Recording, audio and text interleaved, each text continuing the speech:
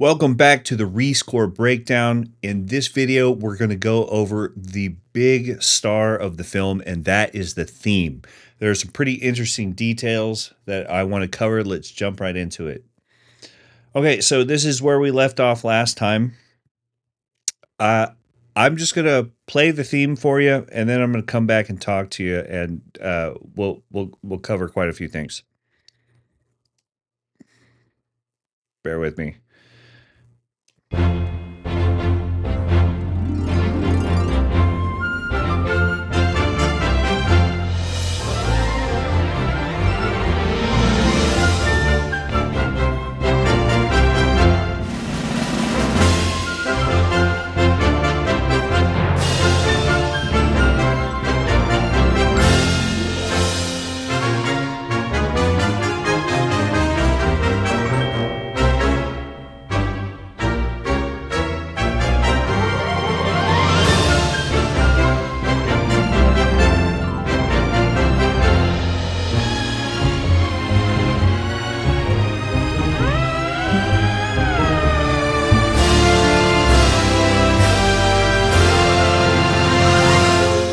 Okay, cool. I want to cover a few topics for the themes. Themes are pretty straightforward, but there are some things to dissect. So first, themes are mood scoring or vibe scoring, thematic scoring. Again, all these words mean basically the same thing. And I covered in the last video that there is a secret third gear between mood scoring and scoring to picture. And it's the combination of the two. The masters can do them both seamlessly. I'm okay at it. I was trying to see how well I could do on this one. I've tried my hand at it a few times before. I think I did pretty decent on this one. So let's go over where those areas are first, and then we'll cover format, the format of the melody, and then we'll cover song format as well, and probably a few other things along the way. So here are the changes. Okay, so this part is mood scoring. Let me actually, instead of just playing through it, I'll talk you through it. So here is the first departure from the main melody, where I shift from vibe to score to picture, right?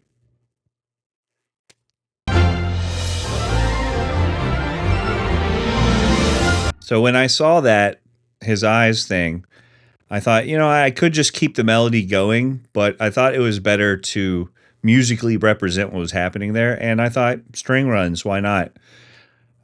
So here are a bunch of string runs going at the same time. Let's take a look at the first violins. So check out this pattern. Why up and down? Because you can get more mileage out of your notes. If I just keep going up, you'll run out of room. So I went with this pattern.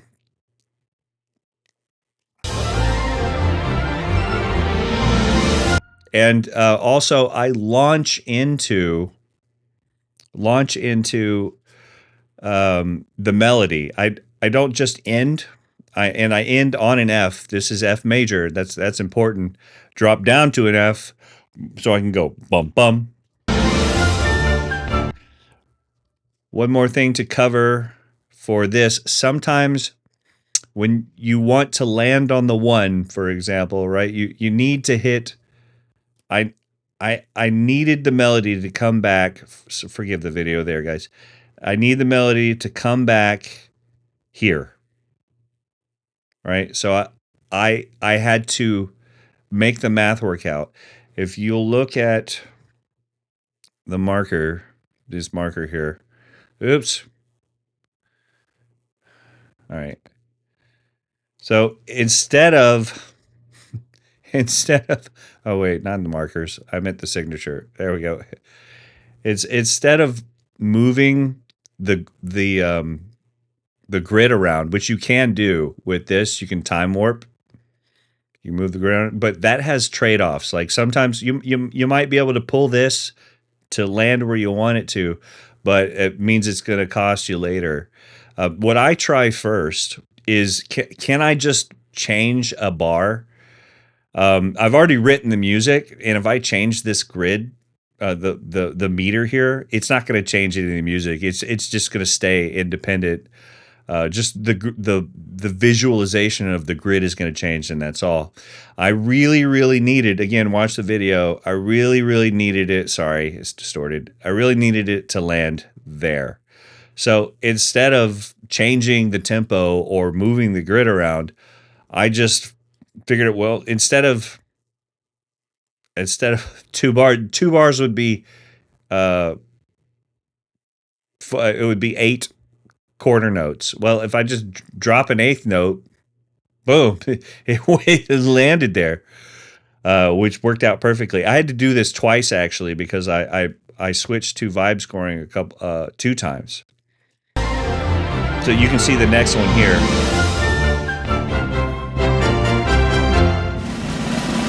So I really needed the melody to pause long enough to start here. While I was doing my spotting session, right, deciding where things would go, I wanted the melody to kick off there. It just seemed perfect, absolutely perfect. So again, I worked the math out, and instead of having to change the tempo or drag the grid around and probably pay for it later, I just changed it to 3/8 and it worked out. And now I've got the 1 right there. I mean, it's the 29, but you get what I'm trying to say. The melody kicks off exactly where I need it to. And hitting on the cut is really effective. So in the last one, there's 2 things I want to point out. While we're here, I'll just point out this one. Let me readjust here. So in this one, what do I do with all this dead space? Let me show you. Uh, See all this? This is there's no music playing. Like, what do I do? I could have filled it with busy work. I with the last one I did just basically again runs to keep it from being dead. But in this one, I just had a really simple trick, and all it is a snare roll into a crack, and of course there's some crashes aligned with it. Literally, listen, everything dies off, and the only thing there is the snare. But it works really well. It almost feels like I'm ramping up to something. Boom! Very effective. So in the other one, let's go back to it. The other one, it was here. See where the 7/8 is. I could just drag these string runs out and ramp up to it. Look at it. Look, there's nothing else playing. Boom. Boom. That's what you want.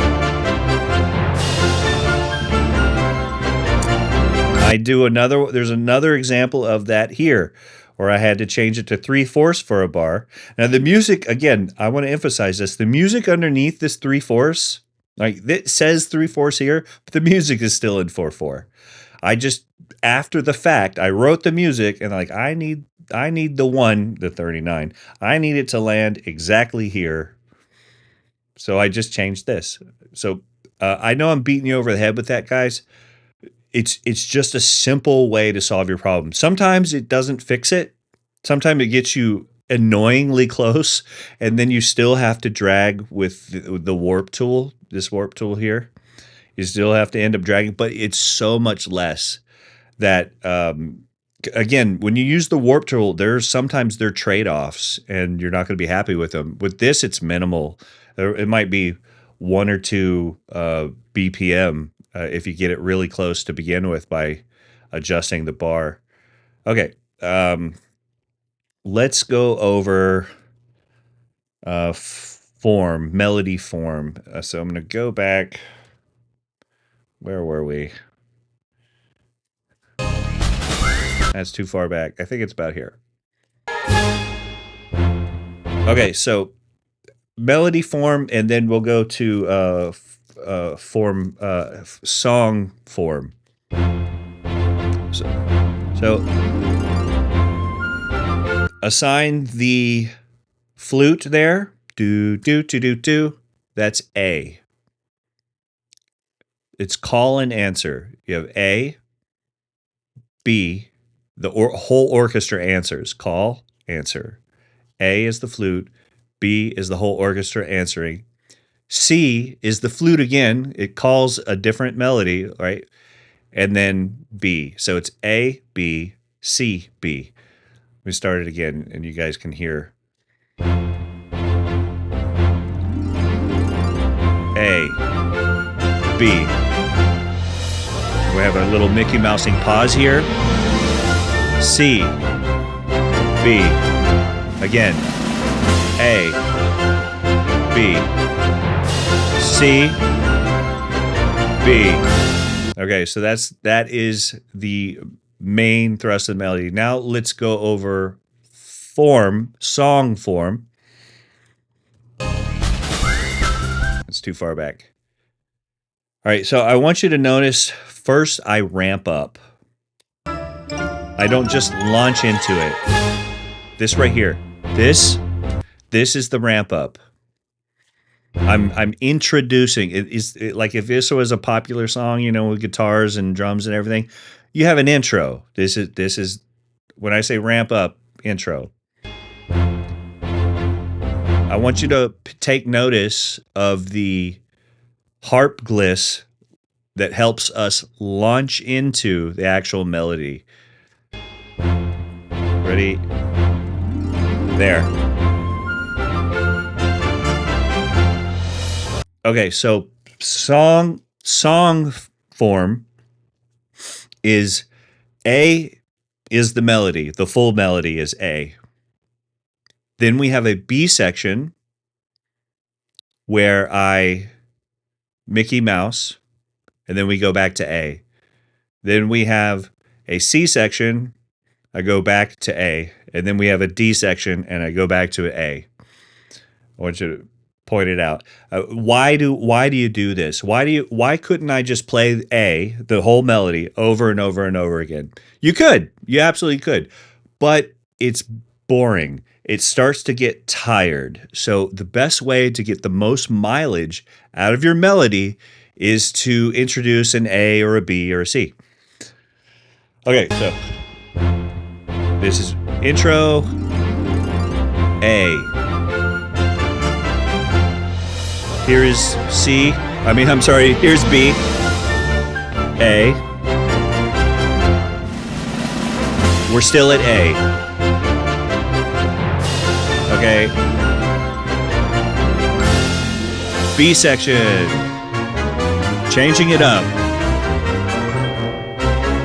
Still B. And we're going back to A. Now, A.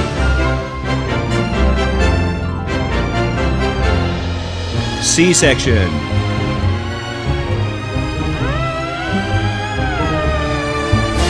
And back to A.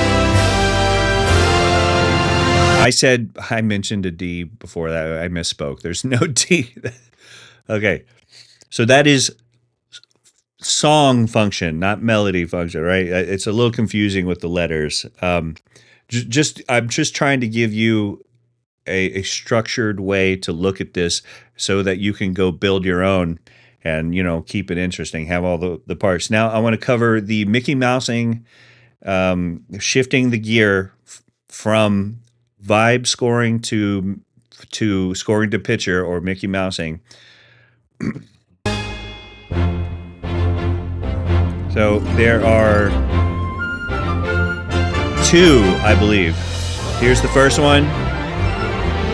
I broke from that because I really thought, okay, so I could have just kept the melody playing here, but it seems like a missed opportunity. right? Look at his eyes moving. I was like, man, that would be so cool with the string run. I know I already touched on this, but I just wanted to explain my rationale. I really wanted the melody to be reserved for the brain outside playing and having fun. Okay, so this is shifting away, but trying to do it, but it's shifting away, but I'm trying to do it seamlessly.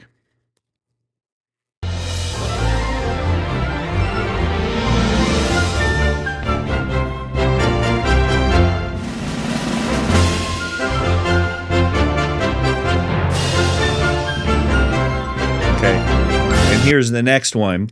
So I switched to a B section. Again, A is the main melody, B is shaking it up, keeping it interesting. But within the B section, I switched to Mickey Mousing and I try to do it seamlessly to mark when they're on the seesaw going back and forth.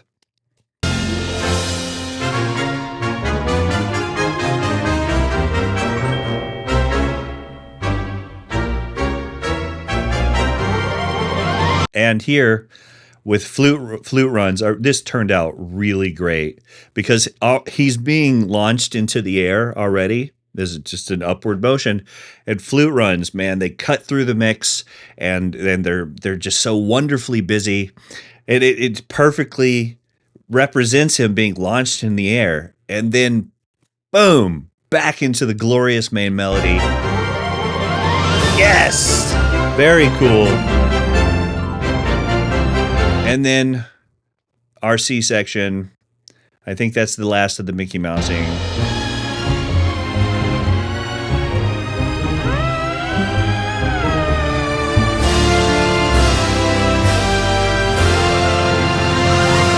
Okay, and this is where our next scene comes. All right, I hope that was helpful to you guys. If there's anything, any questions you have whatsoever, something I didn't cover, please hit me up in the comments. If it's a really good question, I'll make another video. All right, we'll see you in the next one.